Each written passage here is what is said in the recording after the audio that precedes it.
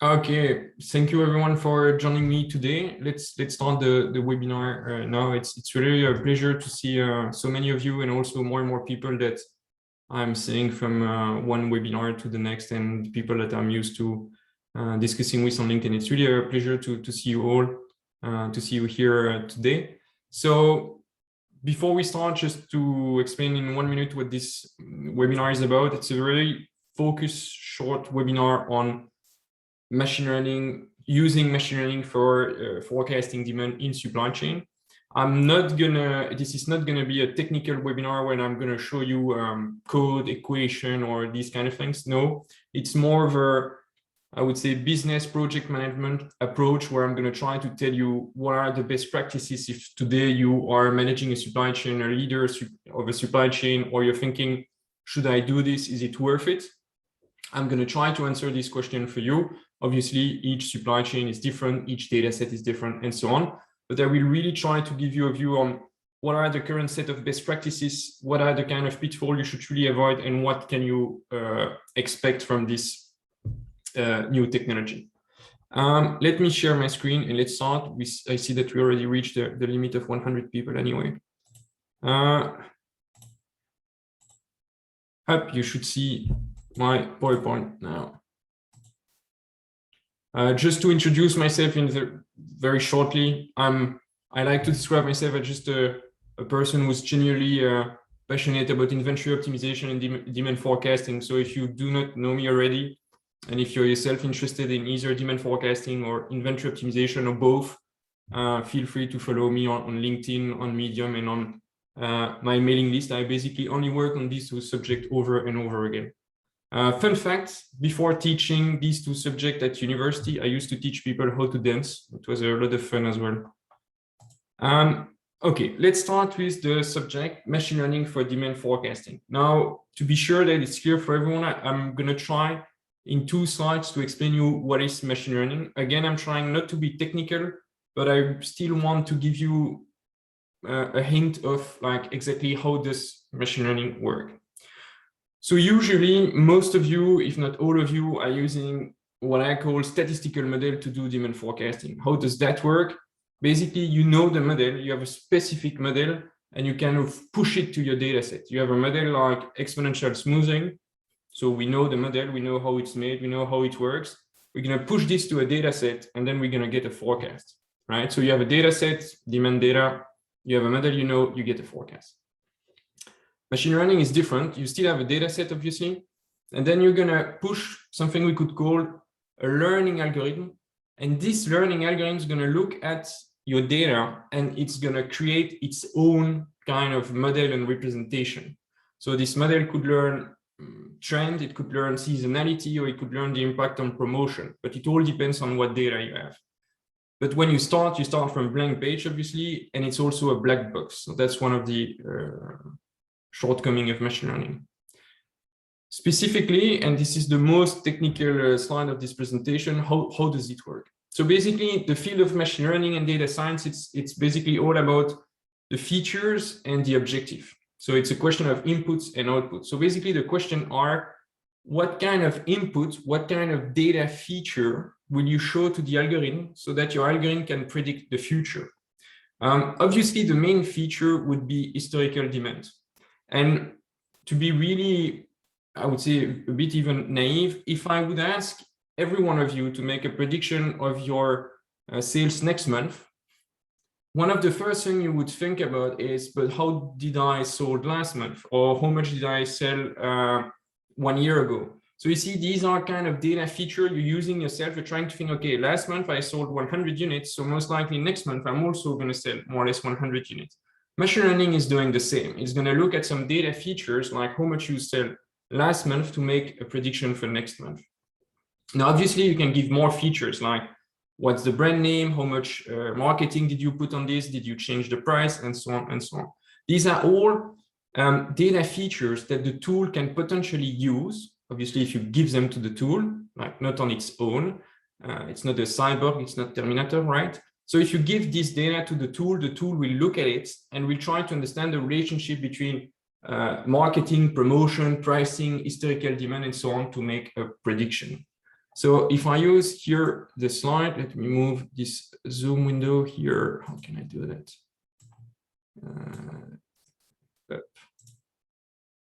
Yeah, let's put it here. So if we do this on a data set, for example, you would show for each product, what's the brand here from bronze to gold, what's the demand the last quarter, what's the average price, what's the expected price next quarter, and are you going to do some promotion? And then basically you're going to show the tool, well, based on all these inputs, the real demand we saw on the following month, because it's historical data, so we know this, that was 200. So the tool will start to understand that, well, when you seem to have some kind of declining demand like this, the expected output is really 200. So you do this on historical demand based on your historical data sets. And at some point, the tool will start to understand the relationship between all these inputs and the output. When you're going to have to do real prediction, you're going to show the same input, and then the tool will do a real prediction over the future, right? So again, to summarize, if you have to keep just one sentence from this slide, machine learning, it's all about data features. So what kind of data do you show to the algorithm? Let's move on. So that was the most technical slide here, just to give you an idea on what machine learning is about. Obviously, if you want to learn more about it, I wrote a book about the subject. So I would really advise my book, which is the whole book is about using data science to predict demand in supply chain. So if you want to learn about that, the book starts from scratch and it's full of do-it-yourself exercises and code in Python. So it really starts from scratch and shows you how you can do it yourself on your own computer at home. So now that we have a clue on what is machine learning, I would like to, you can be thinking, okay, sounds like a new technology, but is it worth it? Right? Is it worth my time to invest in machine learning? What am I going to get out of that? Does it work? I only see two ways to estimate if machine learning is worth it. First, we're going to look at forecasting competition, and then I can share with you my past project and the result I've seen myself on these kind of projects. Now, if we look at international forecasting competition, since 2018, every single, basically the three main international forecasting competition that were about supply chain and demand forecasting were won by machine learning. And what's very impressive is that if you look at the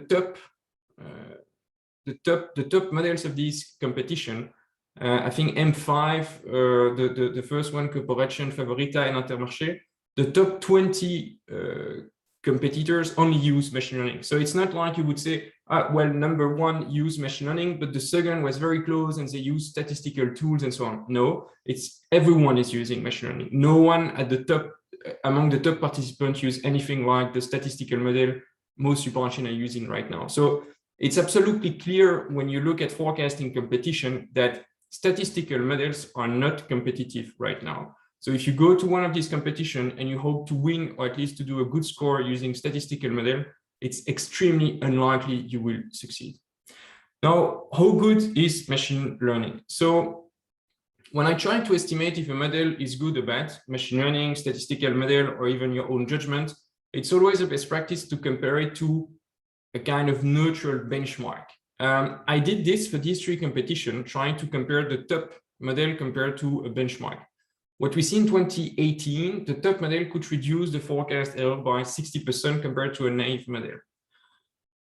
Don't get overexcited by this 60% forecast error reduction because it's compared to a naive forecast, which is really the simplest forecast ever. So it's kind of expected that you can beat it. Nevertheless, 60% is amazing. Now on M5, the best model could beat an exponential smoothing, a simple exponential smoothing by 20%, which is already quite great. 2021 on Intermarché, the winning model could beat a moving average by 8%, but it was a very specific metric that was used in this competition. So 8% might seem low, but it was a logarithmic scale. So basically 8% means that you could drastically reduce forecast error.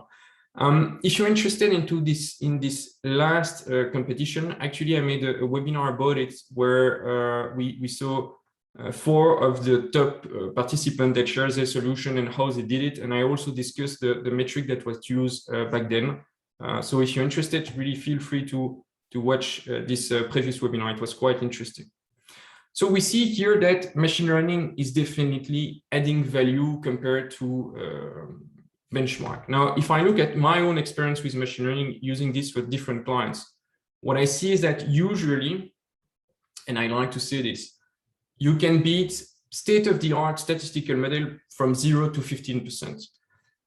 First, state-of-the-art statistical model, I mean the kind of model you would get if you go on the market today and you buy a big, the usual software you find in the market from the big companies. So this is what I call state-of-the-art statistical models. Usually, if you use machine learning, you can beat this from 0 to 15%. I start at 0. It's the scientist talking here, because in some cases, machine learning does not add value. So it's not something that you can really say, I'm going to just use it, and for sure, I can reduce error by 15%, and it just comes for free. No, you still require a project, you're going to need data, and so on. And in some cases, you cannot add value. Usually, what I see is that the more granular we do the forecast, for example, a weekly forecast, a daily forecast, and the more data you have, I always mention promotion, pricing, historical stockouts. The more data you have, the more accuracy you're going to get thanks to machine learning.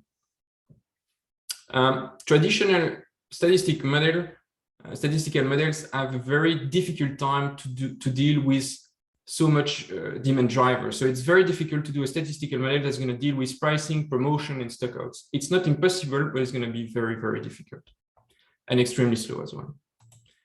So now that we know what to expect, let's pay attention to some pitfall that if you don't pay attention to, basically your machine learning project is still going to be a failure. The first thing, and I think it's tremendously important when you deal with forecasting in supply chain, is data quality. And when I talk about data quality, I don't just mean that you have a few outliers in your data set or a few mistakes. I also mean the simple concept of forecasting demand. So something that's very important to me, and I always start all my training and all my university classes with the same sentence, is we forecast demand to make the right decision. In a supply chain, you have to take decision, how much to produce, how much to ship, how much inventory you need. When you do a forecast, you're going to forecast demand so these guys can take the right decision. You do not forecast sales. It's not a financial budget. No, you forecast demand. So, for example, supply people know what to do. Now, when feeding a machine learning algorithm or when feeding a statistical engine, instead of feeding the real customer demand, you feed it with sales, invoices, or shipments, you are not forecasting the right thing. So if today you have a data set with shipments and you're trying to forecast shipments or invoices or sales, you're basically not forecasting the right thing. So investing in machine learning will improve your accuracy for sure, but you're still not forecasting the right thing. So the first thing to do is trying to capture demand and to move away from sales forecasting, or even worse, shipment forecasting. Next to this, the question of expectation. I started actually with this to try to set the right expectation. I've seen projects and companies where the expectation for machine learning were too low. Then you have no excitement. No one wants to invest time or money in the project, and basically nothing happens. And you lose a very good opportunity to improve accuracy. And in other project, expectations are way too high. People think that by using machine learning, you're going to cut error in half. It's obviously not the case, or you're extremely lucky, or worse, you were basically very bad at forecasting in the past, right? So you need to find the right balance between showing the right level of expectation, not expecting too much or not expecting too little.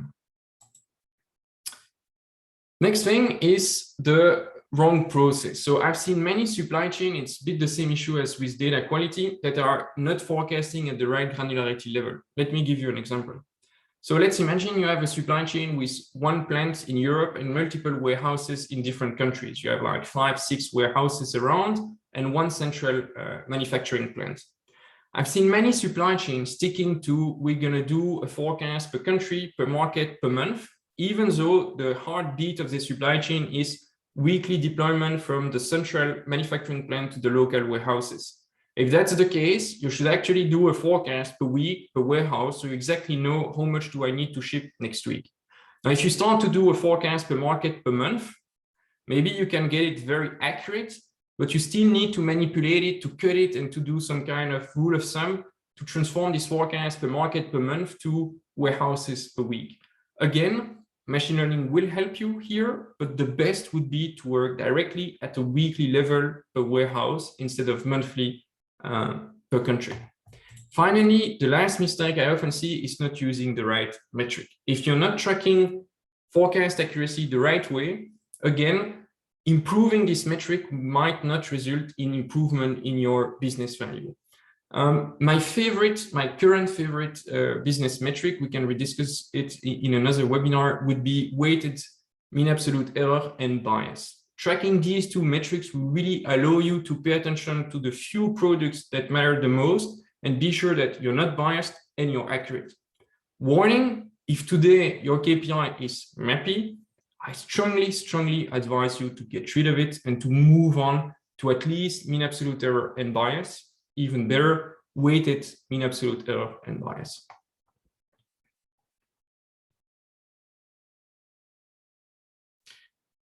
Okay, so we discussed a few pitfalls, things not to do when launching a machine learning project. Now let's try to see, okay, but what should we do when we launch a machine learning project?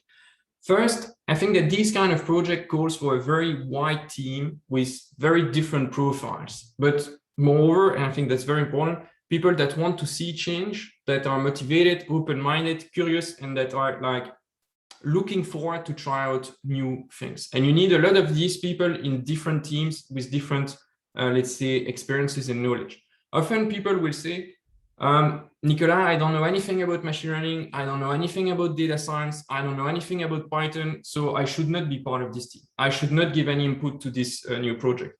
Well, actually, if you remember, machine learning is predicting demand based on data features. So for example, if you have a salesperson, this person might be able to tell you, well, my clients like to buy stuff if they see advertisement online, or they're going to buy because we do promotion in a magazine. And then you know that when you create your model, you need to include, are we doing promotion in a magazine? Yes, no. See, so even if salespeople do not know how your model is working, if you include them in your project, they will be able to share with you what's important and what is not. Something else, and I think it's kind of important to discuss this a bit, are demand drivers.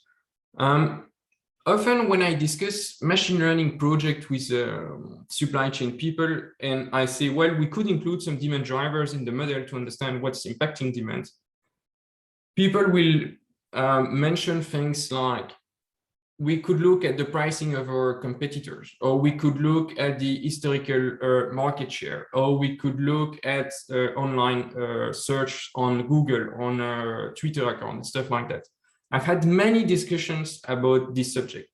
Now, it's likely that if people look for your product online, you're going to get more sales. It's very likely. It's also very likely that if your competitor is very expensive, you're going to get more sales. This is for sure.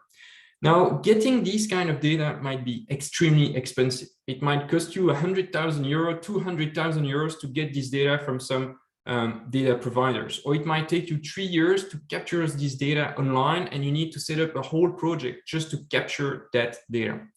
What I'm saying here is that you need to see for each of these demand driver, like capturing each of these demand drivers is like a mini project, and we need to assess, is it worth it? It's very likely that today, in most supply chain, we could access, for example, historical pricing, historical promotion, or historical marketing spending. These are internal data and are rather easy to access. Worst case, you just need to investigate a bit the past, but you can recover this kind of data. Now, if you want to look for outside data, like the pricing of your competitor or the amount of search online and stuff like that, it's much more difficult to get this, and it comes at a cost. With machine learning, you never know if it's going to work. Even if you think, well, competition, the pricing of my competition is something very important, maybe the impact on forecast accuracy will be 0.01%. We do not know. So when you're going to buy this data, you basically place a bet where you're betting money, the price for the data, and time, the time to investigate, that is going to be worth it. Again, I'm not always sure it's worth the bet. So it's much easier to start with a smaller set of data, historical demand, promotion, historical stock out, stuff that are easy to get. try out a first model, and then later, after let's say 6 months, if you want to push it further, then you can acquire even more data.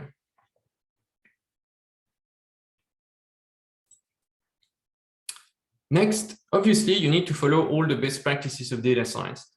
So what's very important is when you start such a project is to put some data aside. And once your model will be finished and you test it on a first subset of data, you bring the final version of your model and you're going to test it out against this unseen data set.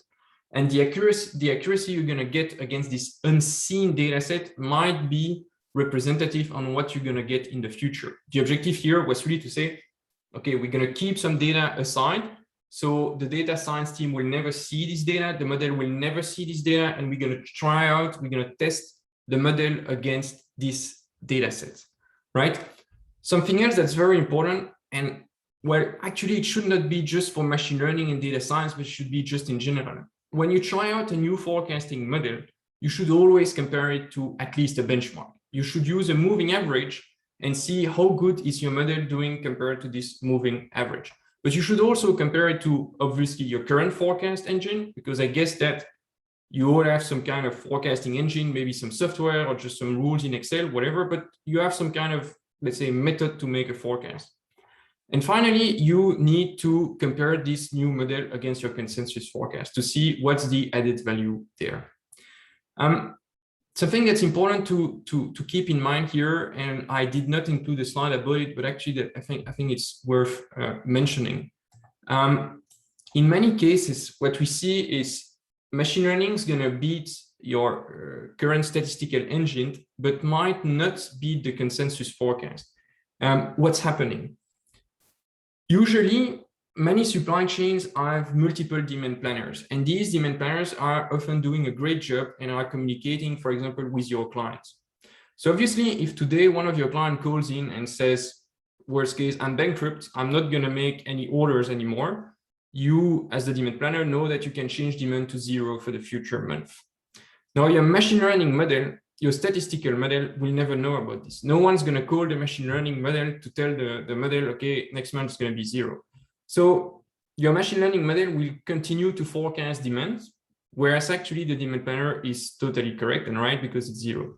So it means that even if you bring a very, very good model to the table, it might be that demand planners are still doing a better job. So you might be thinking, well, if that's the case, is it really worth it to bring a machine learning model to the table? Because anyway, we can at some point beat it. But that's the point. That's the whole point of it. You want to bring a very good baseline model to the table so demand planners can only focus on the very few things where they can add value. They can have more time to call the client, more time to check with marketing, more time to check with salespeople what is going on, more time to bring the consensus of all this information to the table, because they know that basically the baseline forecast has been done by an excellent model. So they don't need to waste time checking the forecast one by one because they trust the model, and instead they can really add value, right? So at some point, you basically create a team between the demand planners and the model. Now moving on, I would like to describe in the next 5-10 minutes what a typical data science project looks like for a supply chain. Well, obviously about demand forecasting. So I see 4 main stages. First, data cleaning. Obviously, we need to get the data. Then we need to create the model. Finally, we need to put this model in production, meaning we need to use it. It's not an experiment anymore. We need to populate monthly or weekly forecasts with this. And finally, work on user acceptance. First thing, the planning. So during the planning phase, I have to say this is where power users are going to really shine. So the idea is, as a first phase, you want to gather historical demand. You want to gather demand drivers. Remember, promotion, marketing, stock out, and so on. Now, and as we discussed already, some demand drivers might take months for you to get. So I would advise you, if that's the case, start already a first pilot without all these demand drivers. If you're thinking, well, pricing has an importance in demand forecasting, and it should. I mean, obviously, if you multiply price times 2, we all expect demand to crash, right? If not, then you should definitely increase pricing. But maybe pricing for you, it's super difficult to get because you need to connect databases with finance people, you need to check some stuff, whatever it is, and it might take a few months. Should you wait a few months to start the project? I do not think so. I think you should start without pricing and should already try to set up some model without it to see how it works and how good it is. Okay. Again, finding all this data might take some time, so you need to find the right balance of investing more time at the start or just starting with the first model. It's very, very important that when you are in this first phase of the project, you take the time to include in the team some of these, I like to call them power user. You know, in each supply chain, you have this kind of person who knows everything about the ERP, who knows everything about the invoicing, about the order management system, and so on. This type of person should really, really be included in the project team because these are the people that will be able to tell you where to find the data, what to pay attention to, and how to clean it. Now, obviously, for some of you, you already have this data set actually, and you have nothing to do because maybe you already have a forecast engine, a software that you use to do your forecast, and you already did all this data cleaning, and you already have a data set there that's already clean. In such a case, basically, you can just skip step one. You just take your forecasting software, you do an extraction of your demand and all the drivers that you have there, and this is it. No need to work anymore. So that's just a way to skip the whole thing. So let's now imagine that we are out of step one. We have our first data set and we're happy with it. Model creation. Now that's the time for data scientists to work on the model. Basically, as said, machine learning, it's all about finding the right data features, right? So you remember that it's about testing. Should we include marketing?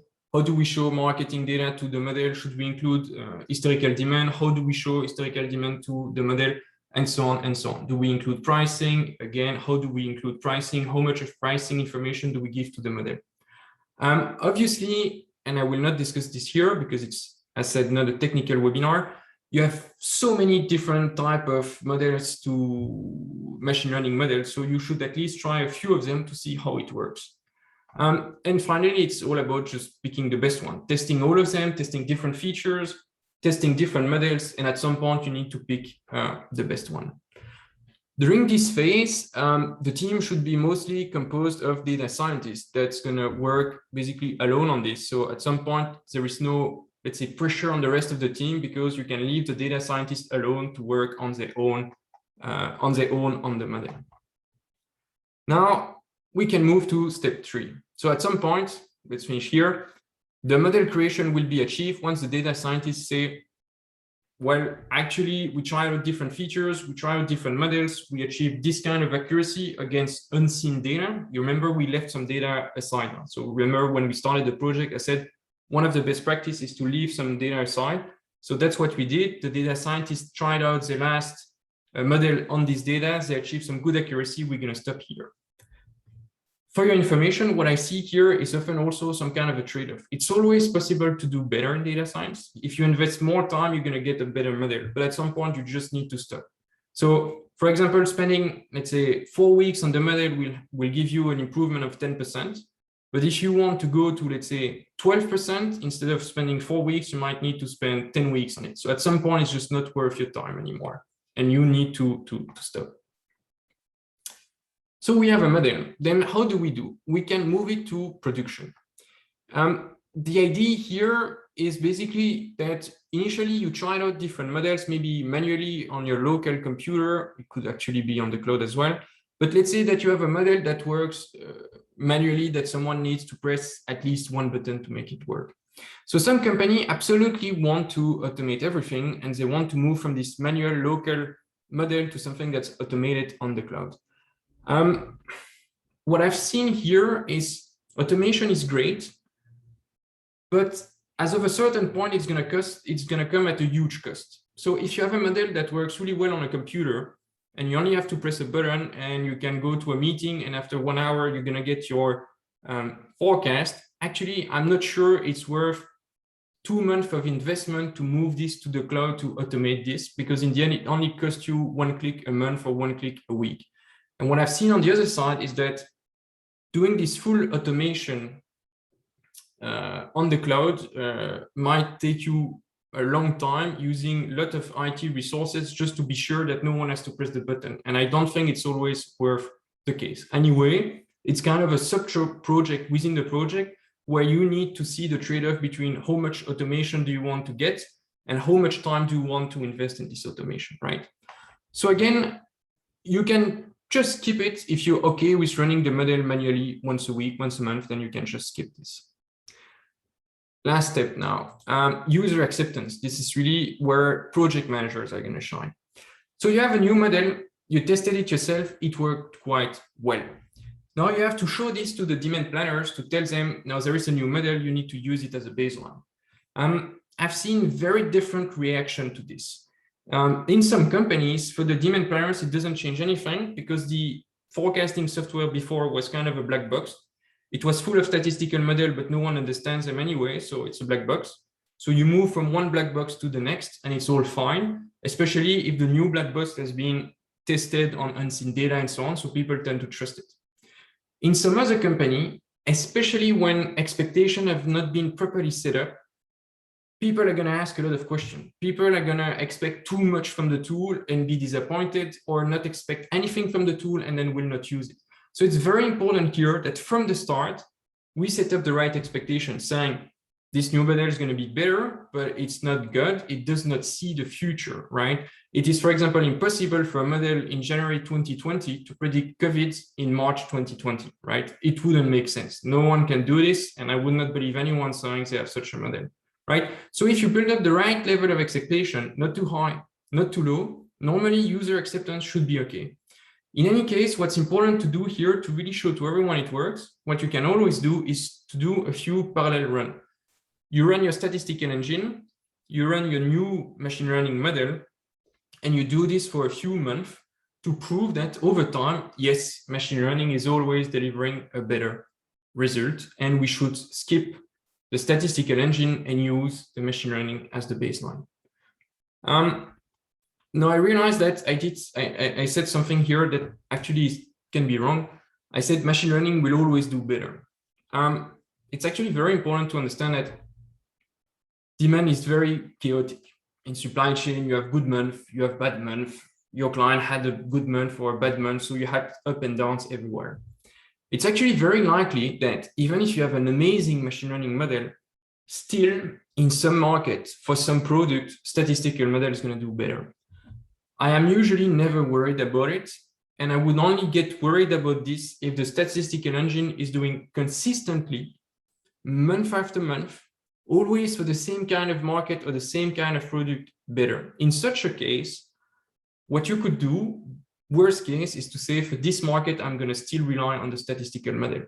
Usually this does not happen, and I have to say I wouldn't worry if from time to time in one of your markets, statistical did slightly better. It happens. Why? Again, demand is so chaotic that you can be lucky or unlucky with your forecast accuracy. So I wouldn't worry so much. What's important is that over time, over a long horizon, machine learning is doing better. To conclude this webinar on my side, and I'm going to look at the question in a second, how to do a proof of concept. And I hope that I could convince you that actually you can do this quite fast. First step, you gather some initial data. And if you have a statistical engine, I said super simple, you just extract the demand from your statistical tool. You're going to look for a model, you're going to look for features, you're going to optimize your model, try out different features. As soon as you have a working model and you think that you're happy with the result, you can do a few trial runs. I said, so you run your machine learning engine in parallel as your forecasting engine, your statistical forecasting engine. At some point, after let's say 2, 3, 4 months, you can call it or not a success. And if so, you can start on implementing your solution. Again, as said, implementation can be super simple if you don't want to push it to, we want to have something fully automated online on the cloud. And actually, if you find with one of the planners we need to push a button, it's extremely easy to implement. Again, and I think I'm going to finish here, machine learning models only require for most of them, let's say 99% of them, free software, right? It's only using free open technology. It means that if today I or you do a machine learning model, you can send it by mail to someone and they can run it on their computer. I mean, if the computer is powerful enough, but it's all for free. You don't need to pay a specific license or anything. Okay, that's it for my slide. I'm gonna catch my breath and read your question. I'm gonna move to the discussion here.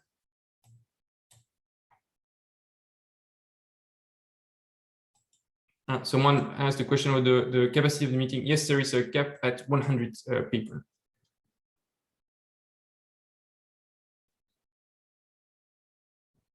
So Sean asked a very good question about April and May 2020 and COVID.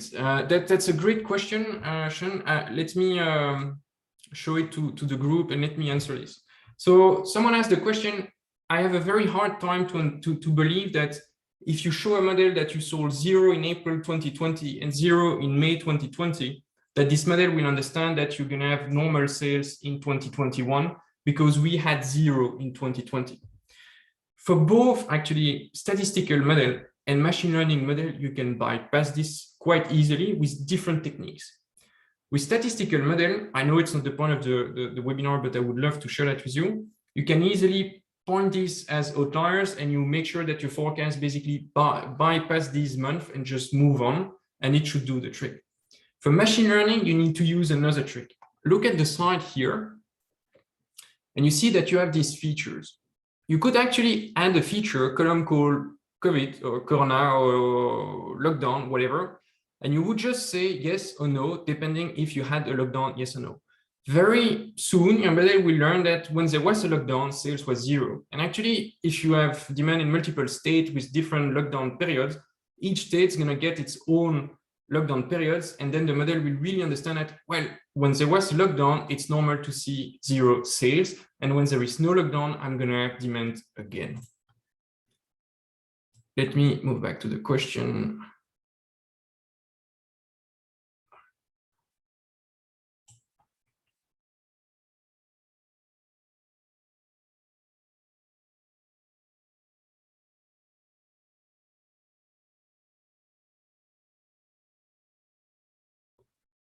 So someone is asking another question about shipment data to forecast demand.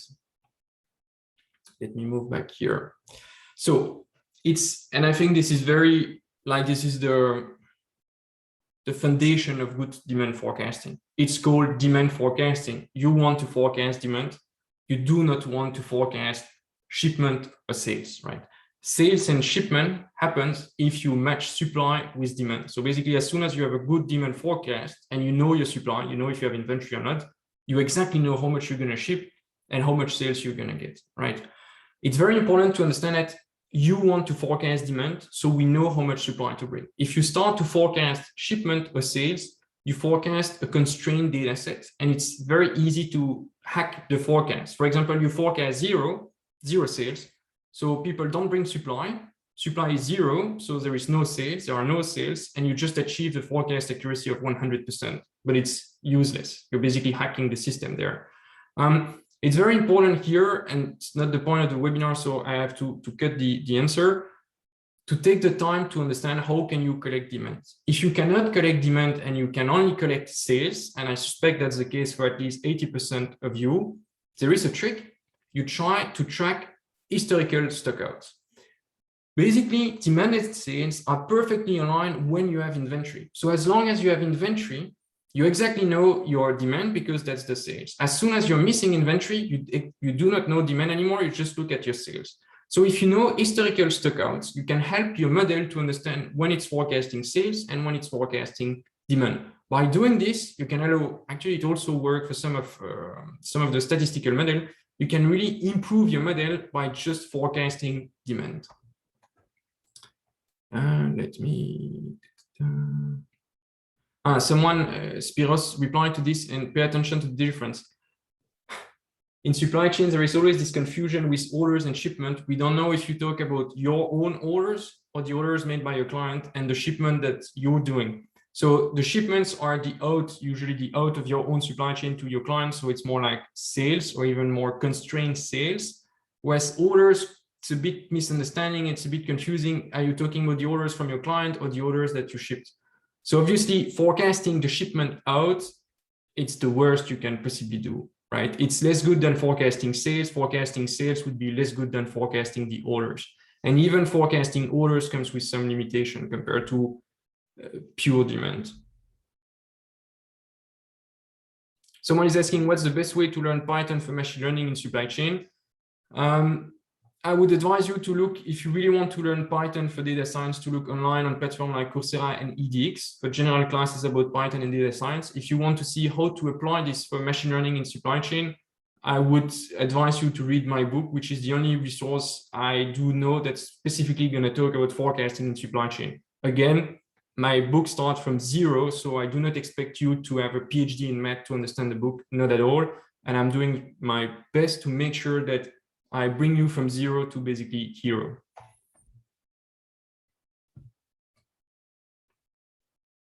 I'm just going to answer a few more questions so we can finish on time. Someone is asking the importance of weighted mean absolute error and bias. So actually, it's a new trick I like to use use these two metrics. And I like to say that as a supply chain, you don't want to have a bias forecast. So it's very important that this bias stay close to zero. And at some point, you also want to be accurate. So you want also to reduce the absolute error. I think they're both equally important. And if you want to be a bit technical here, what I do is that I give a score to each of my model, and the score would be the sum of the weighted mean absolute error plus the absolute weighted bias. And that's the score of each of my model. So basically, they're equally important. I'm using this so much that one of my clients even started to call it the Vandeput metric. I'm quite proud of it.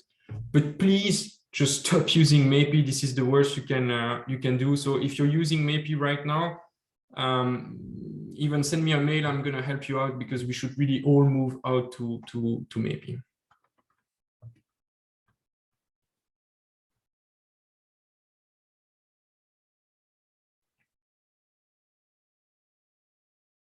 So someone is saying, Kavish is asking, what do you mean by testing your model against unseen data? This is a very, very important thing. Historically, I think academics used to take all the data, run a model on all data, and look at the accuracy achieved on all historical data and assume, well, if you got 50% historically of error, you're going to get 50% in the future. But actually, that's not true. You can overfit the data. So you find a model that works really well historically, but it has no guarantee whatsoever that it's going to work in the future. With machine learning, you absolutely want to avoid this situation where you have something that worked in 2020, 2019, 2018, but doesn't work in 2022. So what you need to do when you start your project, for example, you take 2021 aside, so you hide it, basically, yeah, you hide it. And you're going to start to work on your model using 16, 17, 18, 19, 20. Well, 20, as you know, it's a bit of a weird year, but you take all these years to try out your model, train your model, choose the features, look at the result, and so on. After a few weeks, let's say you're happy with your work, you're satisfied, you made something, it works, you get some nice result, then you can try as a dry run, basically, you can forecast 2021 and see if it works on 2021. Then, if you achieve something consistent, if you have some good result, you can move on and put it in production, not before. And still, if you want to be super, super cautious, you can put it in production and still run it in parallel as your current statistical engine to be sure that it delivers the right level of accuracy against fully unseen data. Let me go back in the question and look at maybe one or two more.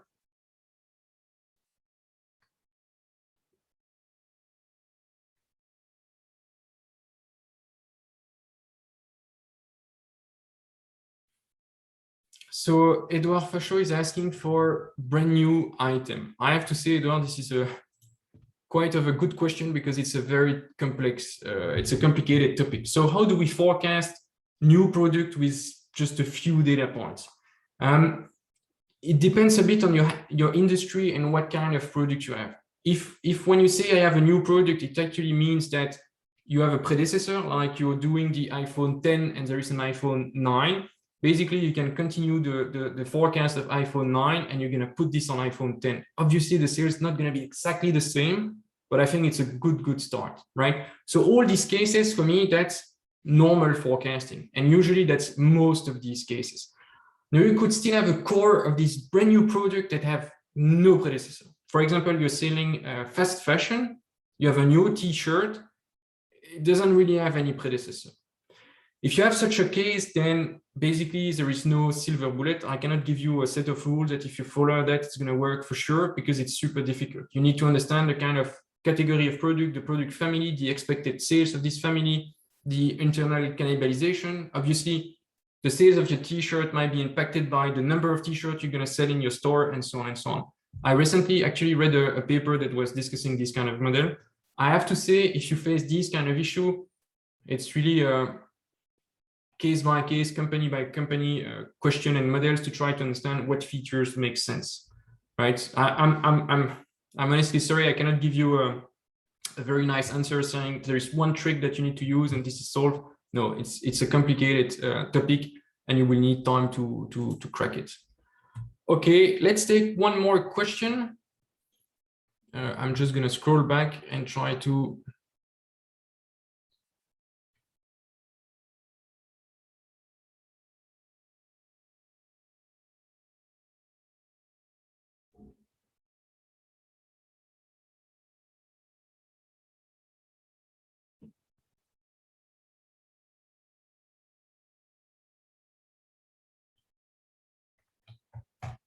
Don't find any more question, and you seems to be very good at answering each other. It's wonderful.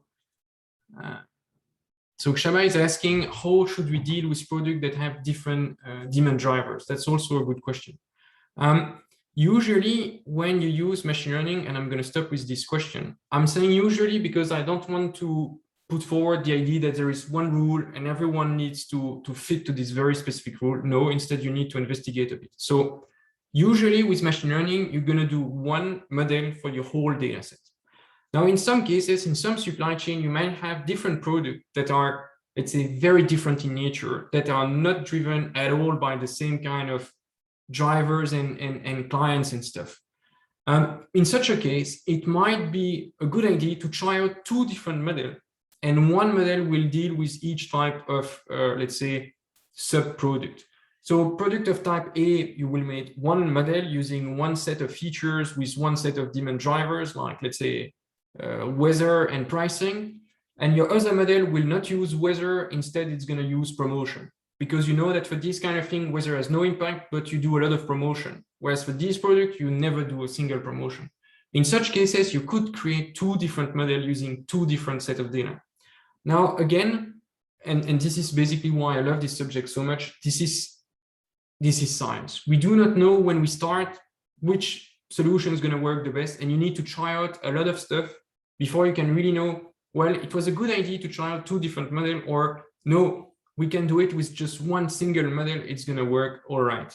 The same as when I told you, it's always good to bring more data, but it might not be worth it, right? So for each of these new demand drivers that you want to bring to the table, you should always ask yourself this question: how much is it going to cost me to get this data? How long is it going to take me? And because you do not really know what's the expected added value, and it might just be 0.01% of accuracy. So basically, it's not worth it. Again, this is data science. It's science. We do experiment, and we don't know in advance exactly how much accuracy you're going to get. I think it's time to close this webinar. I'm going to stop to share my screen. I wanted to thank all of you for your participation today and all your questions. I'm sorry if I didn't have the time to reply all of your questions. I saw a private message asking where you can find my book, and yes, it's only on Amazon usually. If you have more questions, more subjects you would like to discuss, do not hesitate to send me a mail.